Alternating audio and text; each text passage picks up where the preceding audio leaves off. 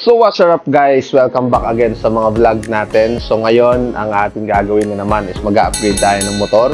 So Winner X ang upgrade natin, gagawin natin big bike concept. So meron na tayo na simulan, yung mga local lang na mga product. So syempre dumiin tayo ng kaunti. So dumating yung ating order from Motobiz, no? Pina-customize talaga natin siya para maging plug and play lang siya sa ating Winner X para hindi na tayo mahirapan ng kaka-upgrade. So pakita natin lahat. So, ito siya lahat. Isa-isa natin yan. No, ito yan sila. So, una natin pala is itong ating T-post. Yan. Wala tayong lagayan. So, ito yung ating T-post, guys. Op, yan. Yung ating T-post, guys, is 47mm customized. Yan, talaga. For Winner X.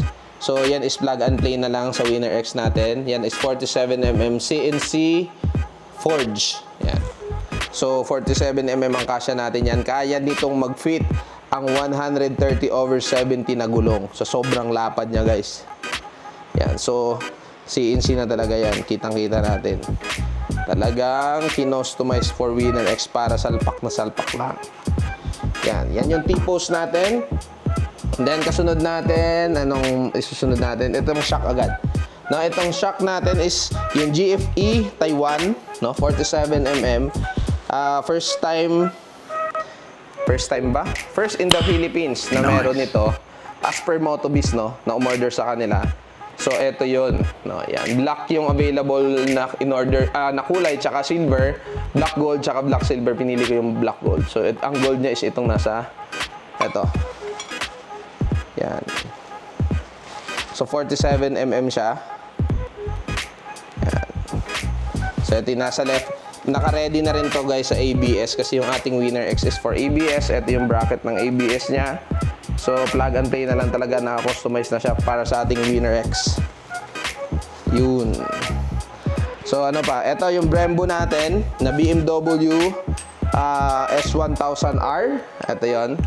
Original to, guys, pero hindi siya brand new, no? Galing talaga siya mismo sa BMW na S1000. No, ito siya. So, 4-pot na siya. Nahulog yung bolt. 4-pot na siya, no? So, konting linis lang yan, guys. At least original.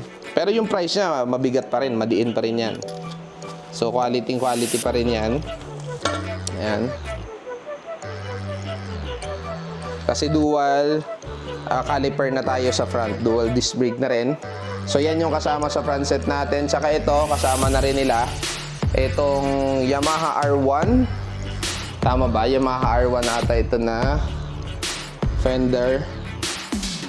Yan. Ano po, Yamaha R1 na fender yan. Ito yun.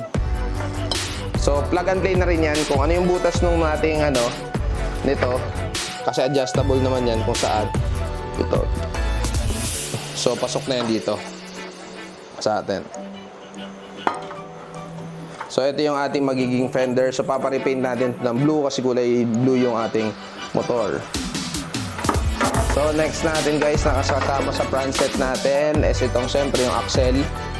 Saka yung mga disc brake bolts. Pero, syempre, papalitan naman natin lahat yan ng GR5. So, ito, kompleto na. Kakabit mo na lang. May mga bushing na yan. Salpak na lang talaga yan. Customize na rin sa wheel. At yung ating disc. Yan, yung disc natin. Hindi ko pa natatanggal sa plastic.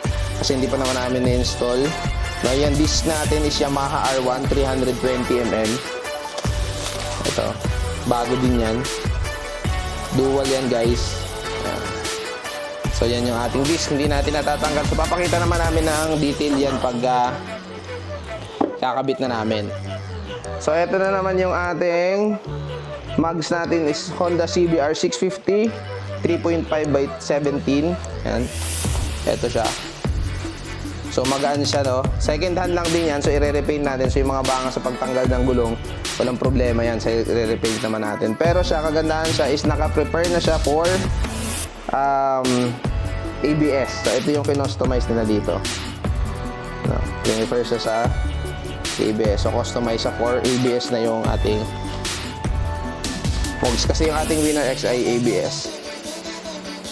Yan. Ito, ano pala to? BMW S 1000 R na 100mm. So, syempre, sinama na rin din nila, sinabay nilang padala sa akin is yung titanium elbow. Ito. Shorty elbow yan. So, kailangan ko na lang is yung canister niya. So, yan yung front set natin, guys. So, plug and play lahat. Kabit ng kabit na lang yan. So, antayin natin pag-install natin kasi i-vlog din namin yon. Kaya bali ako nang gagawin namin, paparepin muna namin to as gold. And then yung feather is gagawin natin kulay blue. So, ayun. So, ayun guys, yun yung ating front set, no? Kulang lang siya ng brake hose, no? Kasi nasama siya dun sa rear set. So, hindi siya napadala. So, yung rear set natin, hindi napadala yung ibang pyesa para sa front set, kaya hindi natin magagamit. So, may papakita pa pala ako dahil hindi ko napakita kanina nung iniisa-isa ko. Itong ating Shinko brand na 120/70. So, ito yung gagamitin nating gulong, no? Shinko FO16 front. Yan. Dual compound. So, ito yung gagamitin natin sa front. And then, sa rear natin, pagka dumating na yon, yun ay 190/50 ang gagamitin nating size star. So, sobrang laki ng magiging likod natin. So, ayun guys, no? Abangan natin pag-install na natin.